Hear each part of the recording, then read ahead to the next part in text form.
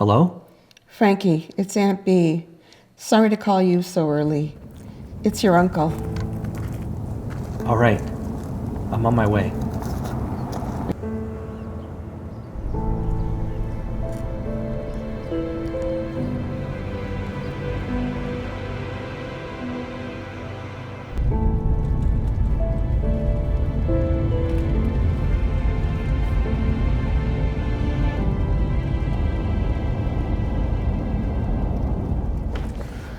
Frankie, don't disrespect your aunt.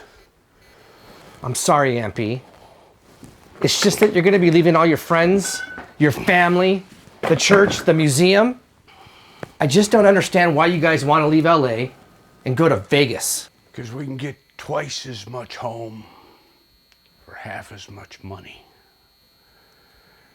We can't afford LA any longer. Certainly not to be living retired there. We can in Vegas. Frankie, it's our only solution. But Uncle Gene, you won't know anybody out there. And at your age, Oh. My age. Nephew, if you think you're gonna tell us we're too old to move someplace new, now you can stop right there. Besides, it's Vegas, not Mongolia. We'll be just fine.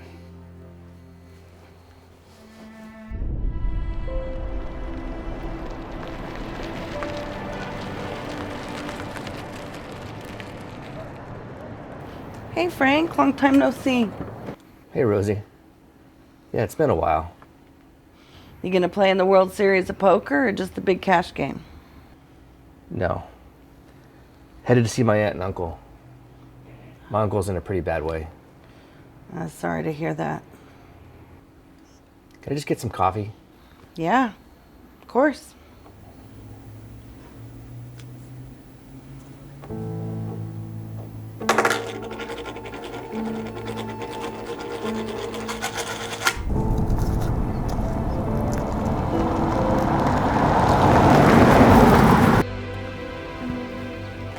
Dr. Allen? You must be Frank. It's nice to meet you. I heard a lot about you. Your aunt hasn't stopped talking about you. How is she? Well, she's holding together pretty well, considering. They're in the downstairs bedroom. How's my uncle? Well, we're keeping him comfortable, but he doesn't have much time.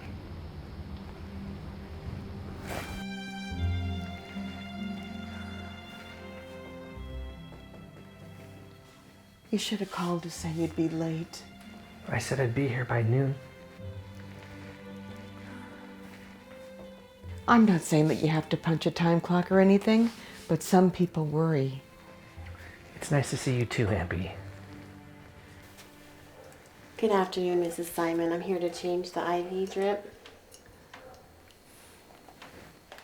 If you need anything or anything changes, I'll be in the house. You know, we made it to 54 years, but we're not going to make it to 55. Gene, get yourself out here.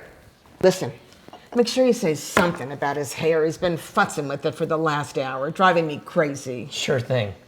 There he is. Kenny Rogers' younger but more handsome little brother. How you doing, Frankie? I'd give you a hug, but I don't want to mess up that perfect hairdo. Ah, come on. Hey, how much money you got? Got a few bucks. Perfect. Itching for a good card game. I can't take this anymore. Annette, please. The lying, the cheating, the disappearing for days at a time. I'm sick of it. You need help! Annette, I'm trying. Please. Think about the kids. They are the ones I'm thinking about since you aren't.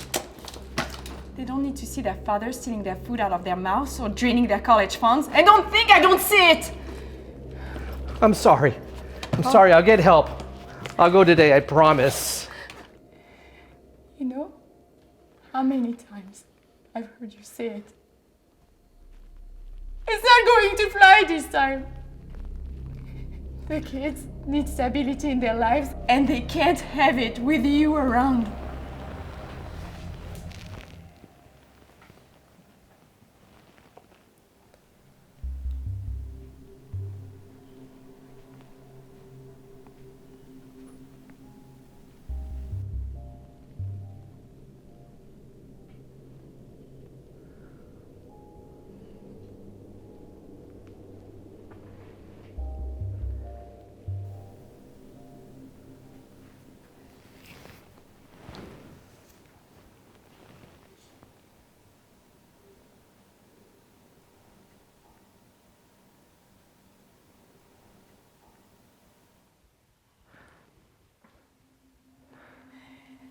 If you really mean what you're saying, you're going to have to prove it to all of us.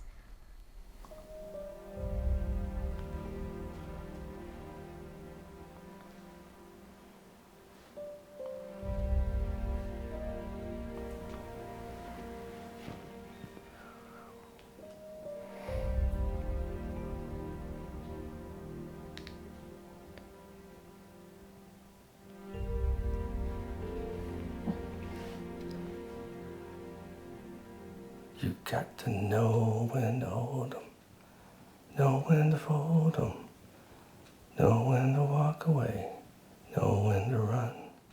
You never count your money when you say. I wish he could give me a little smile, a wink, some sign that he heard me. Don't worry. He heard you. Call the nurse if anything changes, okay?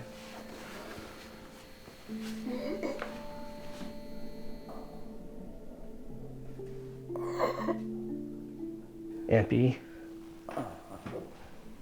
his breathing's different. All of our family from the old country, they all came over by steerage. And when they got here, they didn't know anybody. No job, no education. Would you believe that Aunt Jenny, she got a job as a seamstress that very first week? Aunt Jenny Ampy, what are you doing? and Uncle Vince, they lived in that same apartment on 215th Street for 40 years. His breathing's really strange. Who's gonna think about them when I'm gone? Who's gonna remember them? I guess that's the way of the world.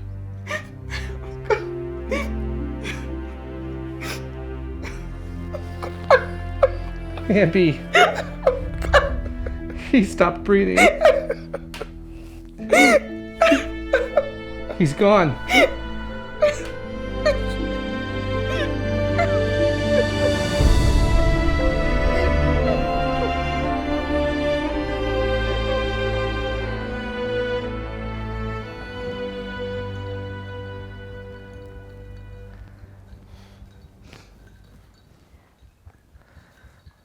Auntie. Oh, thank you.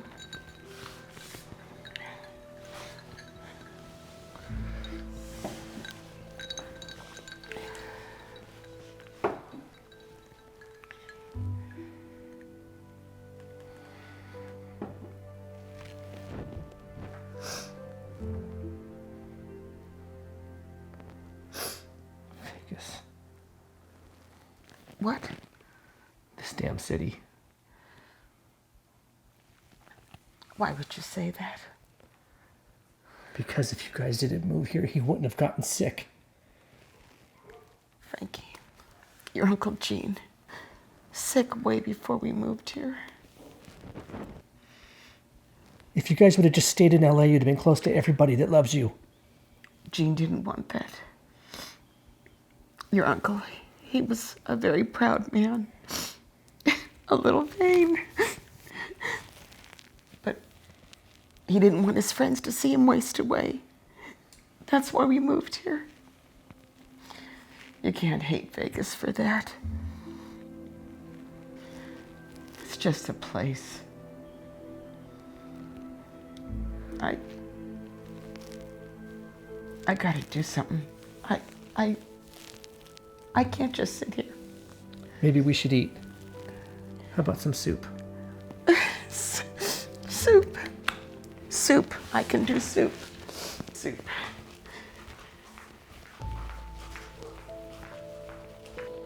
You could have just popped open a can. It gave me something to do, and it tastes better too. No argument from me there.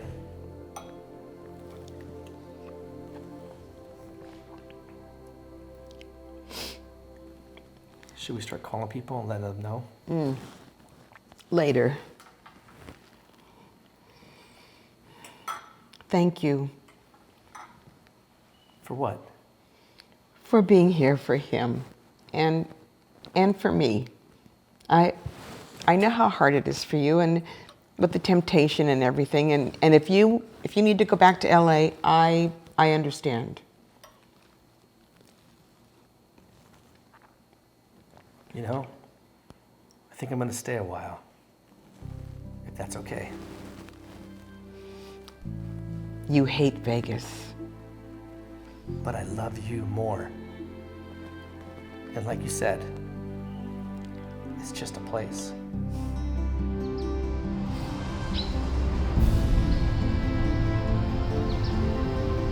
Hi, my name is Frank Ellis. I'm a recovering gambler. Poker was my game. I started playing with a couple of buddies, you know, Friday night, home game, get a couple of pizzas, some beer, a bowl of pretzels, play for 5, 10-cent annies. But it was crazy how raking in a $5 pot created this rush that I needed more. So I started traveling to casinos and playing in bigger cash games, then tournaments, huge tournaments with big prize pools. I won a lot. I won a ton. And then I started to lose. And the more I lost, the more I spun out of control. I was making bad decisions, on the felt, off the felt. The only way I could keep fueling that addiction was to burn through our life savings and my kids' college fund. The money wasn't the only thing I lost.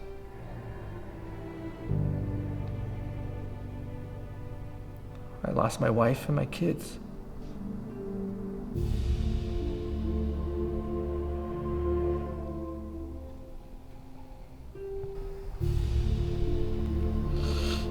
I blame Vegas for making me the degenerate that I was. But I can see past that now. Those were my decisions, my choices. And I know what to do now. I'm gonna regain the trust of my wife and my kids. And I'm gonna get my family back.